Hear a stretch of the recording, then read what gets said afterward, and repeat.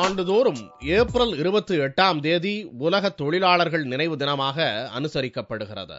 இந்நாளில் உலகம் முழுவதும் உள்ள தொழிற்சங்க அமைப்புகள் அந்தந்த நாடுகளின் பிரதமர் மற்றும் அதிபர்களை சந்தித்து தங்களுடைய கோரிக்கை மனுக்களை கொடுப்பதுண்டு. அந்த வகையில் துணை முதல்வர் ஸ்டாலினை தமிழக தொழிற்சங்க அமைப்பினர் சந்தித்தனர். ஆஸ்பெஸ்டாஸ் கூரையை பயன்படுத்துவதால் தொழிலாளர்களுக்கு புற்றுநோய் வருகிறது. தமிழகத்தில் இந்த கூரையை பயன்படுத்த தடை விதிக்க வேண்டும் என்று கட்டுமான தொழிலாளர் மற்றும் அமைப்பு சாரா தொழிலாளர் கூட்டமைப்பினர் கோரிக்கை மனு அளித்தனர்.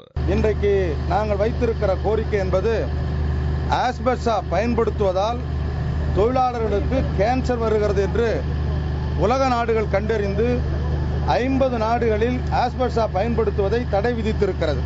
தமிழ்நாட்டிலும் ஆஸ்பெஸ்டாஸ் பயன்படுத்தக்கூடாது என்று எங்களுடைய கோரிக்கையை மாண்புமிகு துணை முதலமைச்சரிடத்தில் வைத்திருக்கிறோம்.